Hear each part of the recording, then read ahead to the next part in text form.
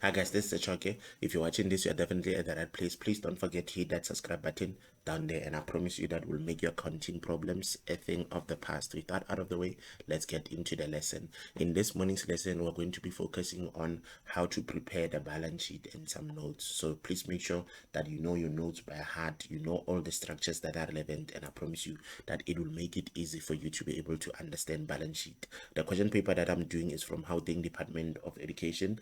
It was written in 2019 for November. Okay, so here they're saying indicate whether the following statements are true or false.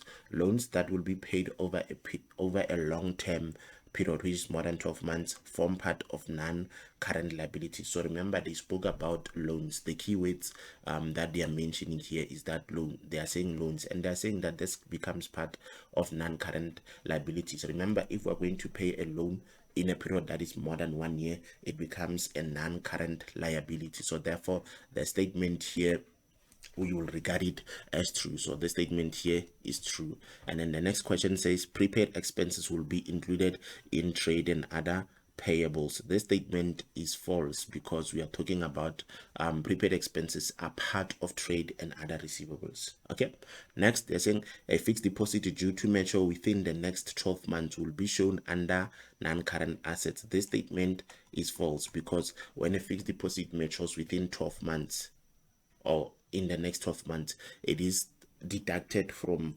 the long-term fixed deposit and then taken under cash and cash equivalents, which is under the heading of current assets. So therefore the statement is false. Okay, now let's go to the information. So here they're saying that Thabo Sepere owns a shoe store, Thabo Shoes. You are provided with an extract from the post adjustment trial balance on 30 September 2019, and then they are saying that please note that the net profit for the year is 774,300. Now here what you need to do is that you need to check the following.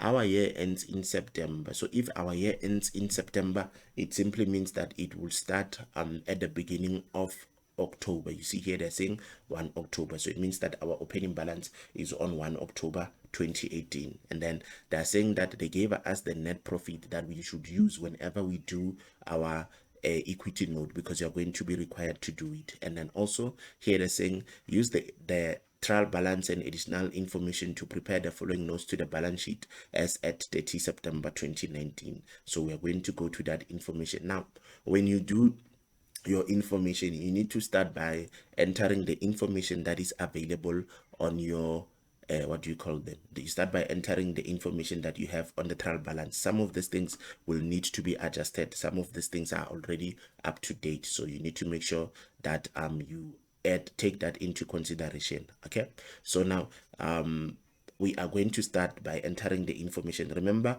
when you do balance sheet, you use information from the balance sheet section. Okay, remember, when you look at a trial balance sheet section is for the balance sheet income, and then the nominal section is for income statement. So because we are dealing with balance sheet, we are only going to look at the balance sheet section. So here we have the opening of the capital balance. They said it is on the 1st of October 2018. So here's where we are with our answer book. So we must start by entering that information. So we have the balance at the beginning, so I'm going to write balance at the beginning, and then that balance that they gave us, they said it's 1,036,470. So I will enter it here, 1,036,000, and then I think it's 470. So that 470 will come here. So you are done with that part. Next we go to the next item that we have here. They gave us drawings, and our drawings is 33,870. Remember guys, the formula for this note says we should have balance at the beginning, we should have additional capital, right? We should have additional capital, we should have drawings which are going to be subtracted, and then it says that would have then also after adding additional, remember it's balance at the beginning, additional capital, drawings, and then you would also have to add your net profit on this. So that net profit that they told us about, we might as well transfer it immediately. So we'd also have there net profit here.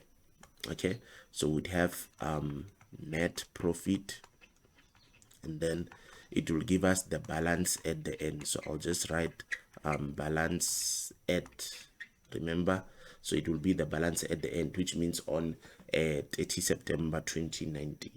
Okay, so now remember our drawings there, according to our information, our drawings amounted to 33,870. So that 33,870 comes here, and then from there, if you check from the information, we then have trading stock, which is 105,000. Remember guys, trading stock, it is part of our trading stock, it is part of our trading stock, it is part of our inventory note. So under inventory note, we are going to go there and say, remember, we are also required to do it. So that inventory note will have to go to the bottom and also write that information. So whatever that you are given, you transfer it immediately. So now if you look at this, you were required to do the stock note, that is the inventory note I'm talking about. So we'd have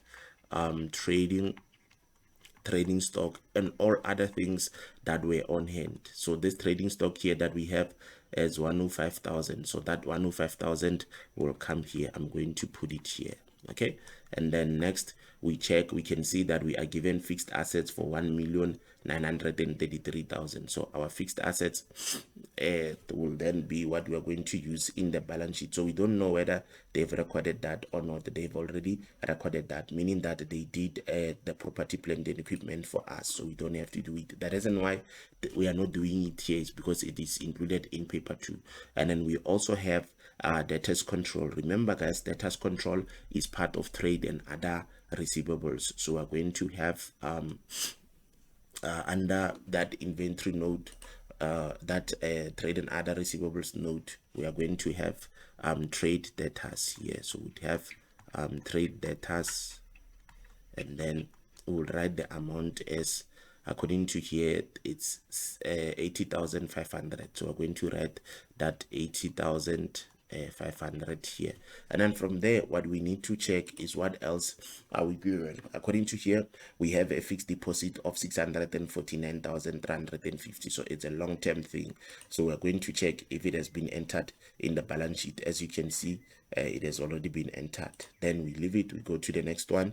We have the loan according to this is 120,000, but this one come back to it because we might receive a loan statement. If the loan statement is not there, we'll take this one. And then next we have SARS payee. Remember guys, SARS payee is part of your trade and other payables. So if you can look at this, our SARS payee will come here. So remember, trade and other payables, you'd have trade creditors, you'd have your trade creditors, accrued expenses, you'd also have your income received in advance, right? Income received in advance. I'm writing in abbreviations because I might not have space. And you'd also have your SARS payee. So SARS payee was given to us, and according to here, our SARS payee is 4,600. It's a liability, so that 4,600 will come here. And then next we'll check what else are we given.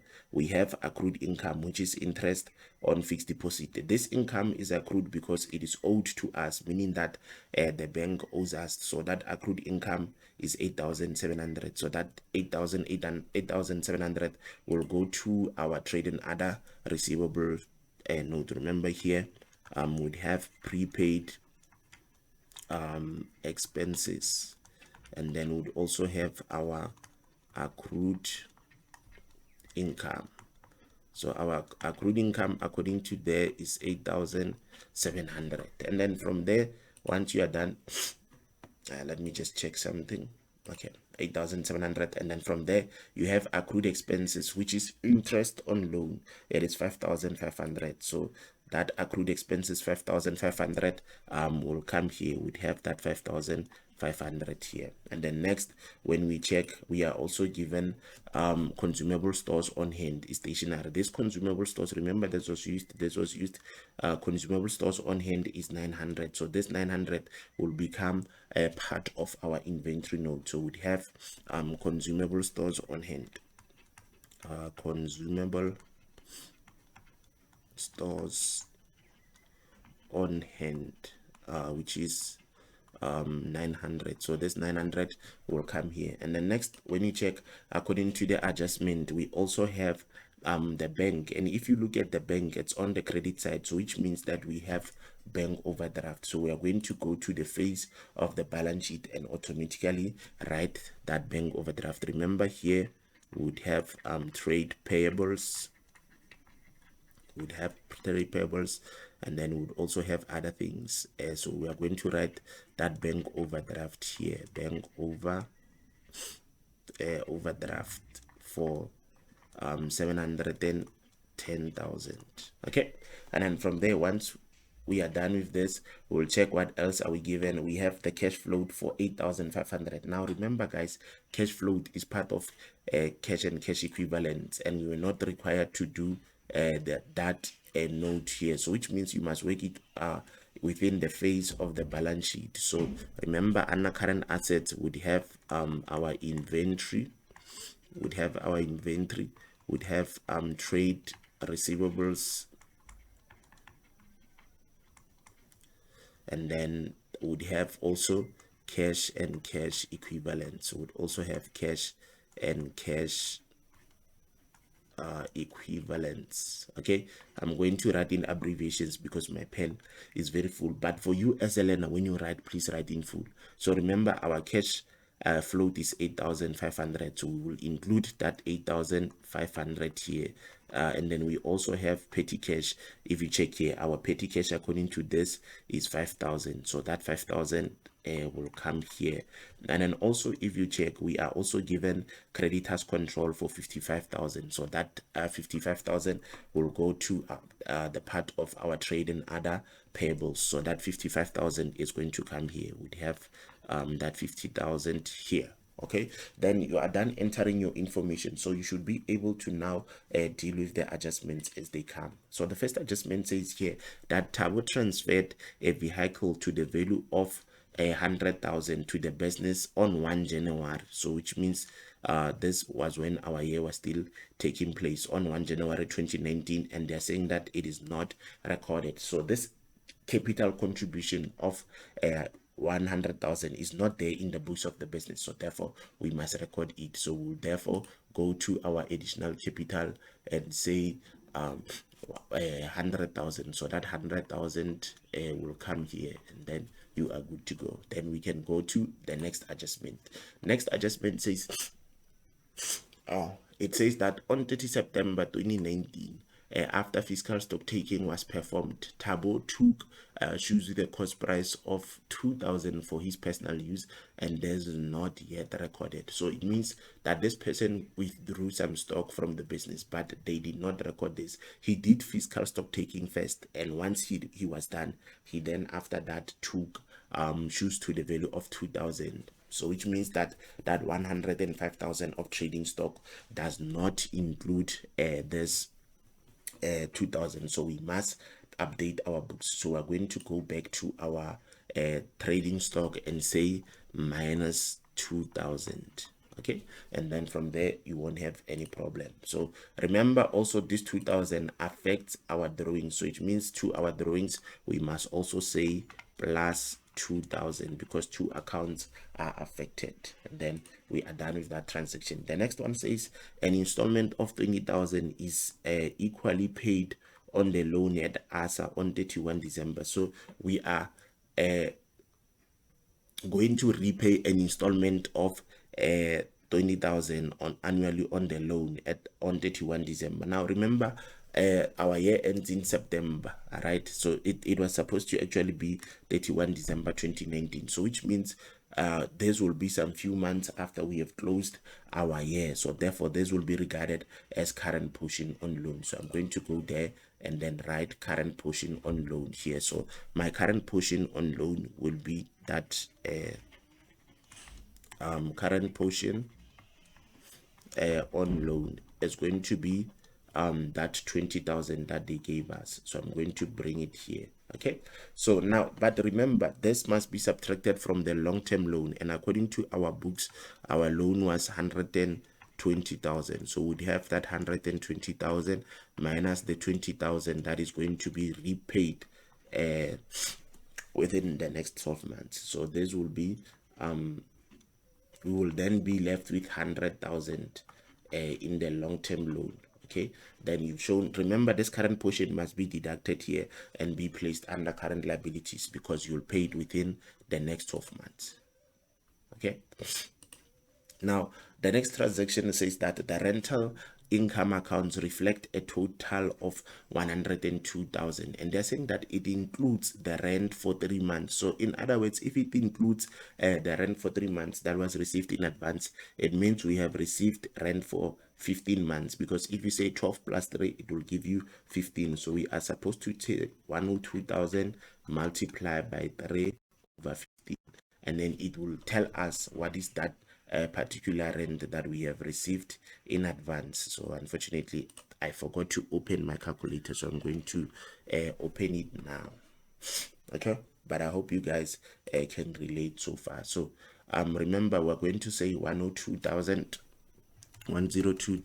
and then we multiply it by 3, divide by 15, which gave us 20,400. So it means that the rent that was received in advance is 20,400. Remember, income received in advance, it's a liability. So we're going to go to trade and other payables and say plus 20,400 under income received in advance. So we'd have that 20,400 as our income received in advance, and then from there we go to the next transaction. The next transaction says that too much insurance, you see the weight, this weight, too much, they're saying it was paid and it is 950. They're saying this must be used to settle insurance the following year. So it means that it is a prepaid expense. Once it is a prepaid expense, it means that we are supposed to have it under our trade and other receivables. So that prepaid expense, the amount according to here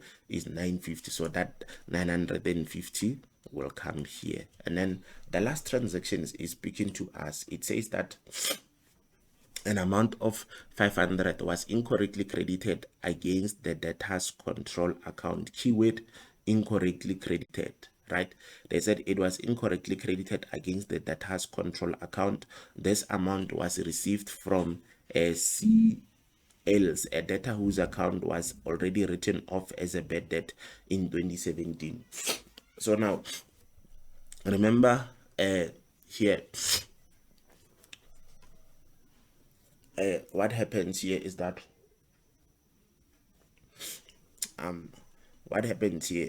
you must remember that this information, like I said, you're only dealing with the balance sheet section, right? Now they said what they did, they had incorrectly credited against the debtors control account. So remember, when we receive money from a bad debtor, we say debit bank, right? So this was received, it means it's there in the bank account. So we say debit the bank, and then we credit debtors control. So for them, instead of credit, we say debit bank, credit bad debt recovered. So instead of them crediting bad debt recovered, they credited debtors control. Okay, so when they credit, if you remember, according to our law for debt leak, if they are saying that they subtracted, it means they credited, it means that they minused. Okay, so to correct the error, what we must do, remember, in the income statement, this will be recorded as bad debts recovered, but here the instruction is on us correcting the error.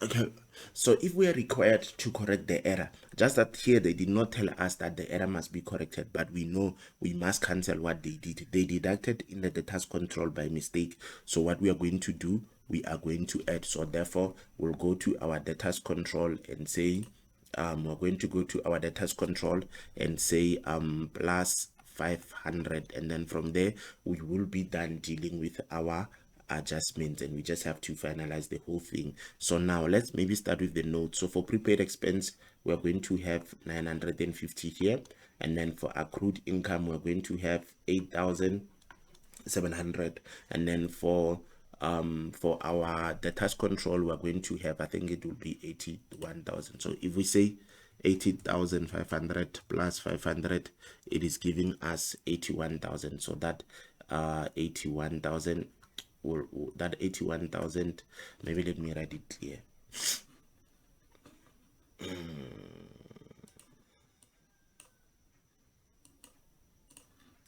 So that 81,000 will come here. Okay, that 81,000 will come here. So we'd have 81,000 plus 950, and then plus 8,700, and then it is giving us 90,650. So this 90,650 is going to come here. This 90,650 will be the total that will post to trade and other receivables. So we'd have that 90,650 here in the balance sheet. So I'm going to put it here, 90,650. Remember here everything was done correctly, so we just need to close this off. And I'm also, because I'm already here, I'm also going to close off my cash and cash equivalent. So if I say 8,500, 8,500, then I also say plus 5,000, it is going to give me 13,500. so we'd have 13,500 here, and then from there we are going to quickly close off our inventory. Remember, inventory has got two things only. If you check here, we're going to remain with 103,000, so we'd have 103,000 here, and then here we'll still be left with 900, as you can see. Then our answer here will be 103,900, so we'd have 103,900 here. So this 103,900, I'm going to take it to my inventory section in the balance sheet. So I'm going to take it there quickly. 103,900 is going to come here, 103,900, and then if you add these three items, 103,900 plus 90,650, and then also plus 13,500, it is giving us 208,050. So we'd have 208 and 50. So we already have our current asset. So to save time, because remember in the exam, guys, there's no time to play, so you can add this and this and put it here. Okay, so we're going to say 2,582,350 plus 208 and 50.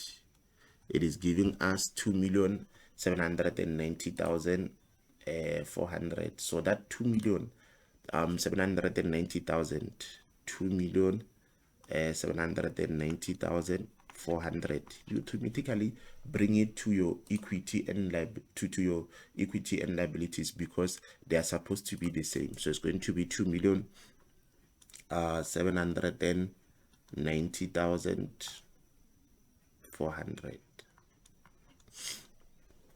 Okay, so now we are good to go. You have already earned some marks on the balance sheet, even though you are not done. So this is how, guys, you need to think smart. So let's check. Let's close off our other notes that we were required to do. So now remember here, creditors control will not change. We would have that 55,000 here. Our accrued expenses will remain 5,000. 500, right? And then our income received in advance will still remain 20,400. So that 20,400 will become here, and then salary will still be 4.6. So all we have to do is to get the total of this and transfer it to the balance sheet. So 55,000 plus 5.5, and then also plus 20,400, and then also plus 4.6. It is giving us 85,500. So that 85,500, I'm going to go and take it straight to my balance sheet under 85,000 trade and other payables. I'm going to put it here, 85,500. And then remember also there were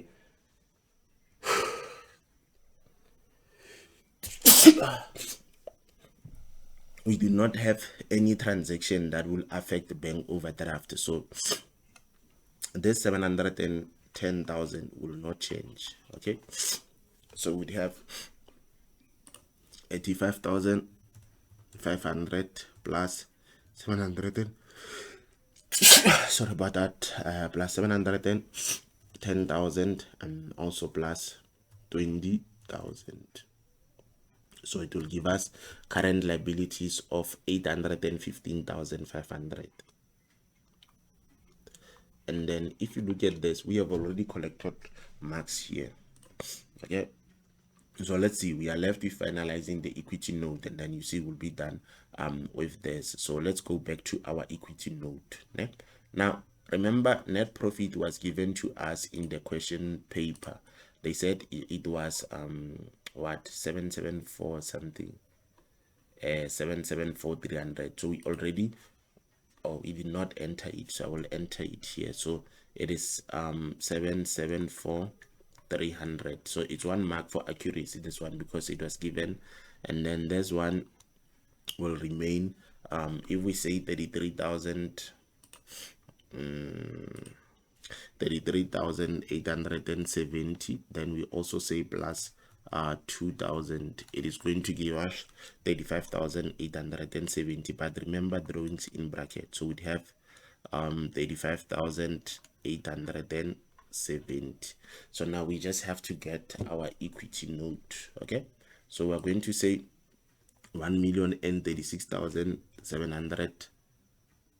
Okay, so 1,036,470, and then plus 100,000, and then we say minus 35,870, and then we say plus 774,300.